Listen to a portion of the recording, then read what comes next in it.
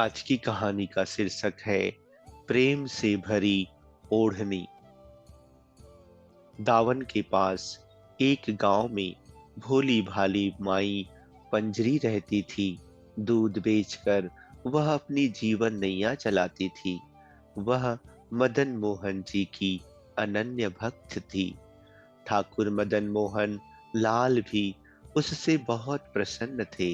वे उसे स्वप्न में दर्शन देते और उससे कभी कुछ खाने को मांगते, कभी कुछ। पंजरी उसी दिन ही उन्हें वह चीज बनाकर भेंट करती।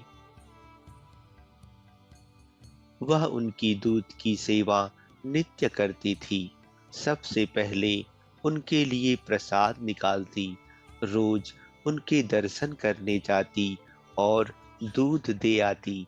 लेकिन गरीब पंजरी को चढ़ावे के बाद बचे दूध से इतने पैसे भी नहीं मिलते थे कि दो वक्त का खाना भी खा पाए।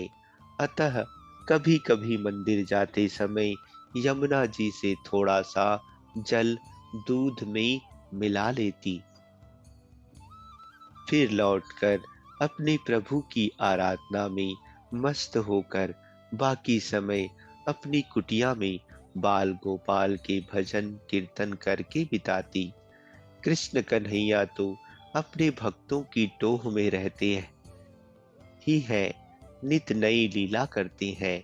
एक दिन पंजरी के सुंदर जीवन क्रम में रोड़ा आ गया। जल के साथ साथ एक छोटी सी मछली भी दूध में आ गई और मदन मोहन जी के चढ़ावे में चली गई। दूध डालते समय मंदिर के गोसाई की दृष्टि पड़ गई। गोसाई जी को बहुत गुस्सा आया। उन्होंने दूध वापस कर दिया, पंजरी को खूब डांटा, फटकारा और मंदिर में उसका प्रवेश निषेध कर दिया। पंजरी पर तो आसमान टूट पड़ा।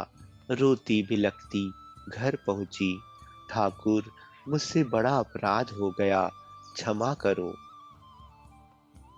पानी तो रोज मिलाती हूँ, तुमसे कहाँ छिपा है। ना मिलाओ तो गुजारा कैसे हो। और उस बेचारी मछली का भी क्या दोष। उस पर तो तुम्हारी कृपा हुई तो तुम्हारे पास पहुंची। लेकिन प्रभु, तुमने तो आज तक कोई आपत्ति नहीं की। प्रेम से दूध पीते रहे।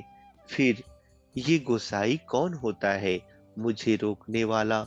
और मुझे अधिक दुख इसलिए है कि तुम्हारे मंदिर के गोसाई ने मुझे इतनी खरी खोटी सुनाई और तुम कुछ नहीं बोले। ठाकुर, यही मेरा अपराध है, तो मैं प्रतिज्ञा करती हूँ कि तुम अगर रूठे रहोगे, मेरा चढ़ावा स्वीकार नहीं करोगे, तो मैं भी अन्न जल ग्रहण नहीं करूंगी, यही प्राण त्याग दूंगी। भूखी प्यासी रोते रोते शाम हो गई। तभी पंजरी के कानों में एक मधुर आवाज सुनाई दी, माई, ओ माई। उठी तो दरवाजे पर देखा कि एक सुदर्शन किंतु थका हारा सा एक किशोर कुटिया में झांक रहा है। कौन हो बेटा। मैया, ब्रिजवासी ही हूँ, मदन मोहन के दर्शन करने आया हूँ। बड़ी भूख लगी है, कुछ खाने को मिल जाए तो तुम्हारा बड़ा आभारी रहूंगा। पंजरी के शरीर में ममता की लहर दौड़ गई। कोई पूछने की बात है बेटा, घर तुम्हारा है ना। ना जाने तुम कौन हो जिसने आते ही मुझ पर ऐसा जादू बिखेर दिया है। बड़ी दूर से आए हो क्या। क्या खाओगे, अभी जल्दी से बना दूंगी। अरे मैया, इस समय क्या रसोई बनाओगी, थोड़ा सा दूध दे दो, वही पीकर सो जाऊंगा। दूध की बात सुनते ही पंजरी की आंखें डबडबा आईं। फिर अपने आप को संभालते हुए बोली, बेटा, दूध तो है, पर सवेरे का है। जरा ठहरो, अभी गैया को सहलाकर थोड़ा ताजा दूध दूह लेती हूँ। अरे नहीं मैया, उसमें समय लगेगा। सवेरे का भूखा प्यासा हूँ। दूध का नाम लेकर तूने मुझे अधीर बना दिया है। अरे, वही सुबह का दे दो, तुम बाद में दूहती रहना। डबडबाई आंखों से बोली, थोड़ा पानी मिला हुआ दूध है। अरे मैया, तुम मुझे भूखा मारोगी क्या? जल्दी से दूध छान कर दे दो, वरना मैं यही प्राण छोड़ दूंगा। पंजरी को बड़ा आश्चर्य हुआ कि ये बालक कैसी बात कर रहा है। दौड़ी दौड़ी गई और झटपट दूध दे दिया। दूध पीकर बालक का चेहरा खिल उठा। मैया, कितना स्वादिष्ट दूध है। तू तो यूं ही ना जाने क्या क्या बहाने बना रही थी। अब तो मेरी आंखों में नींद भर आई है। अब मैं सो रहा हूँ। इतना कहकर वो वहीं सो गया। पंजरी को फुर्सत हो गई तो दिन भर की थकान, दुख और अवसाद ने उसे फिर घेर लिया। जाड़े के दिन थे। भूखे पेट उसकी आंखों में नींद कहाँ से आती। जाड़ा बढ़ने लगा तो अपनी ओढ़नी बालक को ओढ़ा दी। दूसरे पहर जो आंख लगी कि ठाकुर श्री मदन मोहन लाल जी को सन्मुख खड़ा पाया। ठाकुर जी बोले, मैया, मुझे भूखा मारोगी क्या? गोसाई की बात का बुरा मानकर रूठ गई। स्वयं पेट में अन्न का एक दाना तक ना डाला और मुझे दूध पीने को कह रही है। मैंने तो आज तुम्हारे घर आकर दूध पी लिया। अब तू भी अपना व्रत तोड़कर कुछ खा पी ले। और देख, मैं रोज तेरे दूध की प्रतीक्षा में व्याकुल रहता हूँ। मुझे उसी से तृप्ति मिलती है। अपना नियम कभी मत तोड़ना। गोसाई भी अब तुम्हें कुछ न कहेंगे। दूध में पानी मिलाती हो तो क्या हुआ? उससे तो दूध जल्दी हजम हो जाता है। अब उठो और भोजन करो। पंजरी हड़बड़ा कर उठी। देखा कि बालक तो कुटिया में कहीं नहीं था। सचमुच लाला ही कुटिया में पधारे थे। पंजरी का रोम रोम हर हर्षोल्लास का सागर बन गया।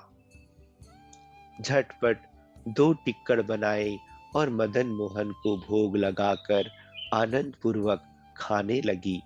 उसकी आंखों से अश्रुधारा बह रही थी। थोड़ी देर में सवेरा हो गया। पंजरी ने देखा कि ठाकुर जी उसकी ओढ़नी ले गए हैं और अपना पीताम्बर कुटिया में ही छोड़ गए हैं। इधर मंदिर के पट खुलते ही गोसाई ने ठाकुर जी को देखा तो पाया कि प्रभु एक फटी पुरानी सी ओढ़नी ओढ़े आनंद के सागर में डूबे हैं।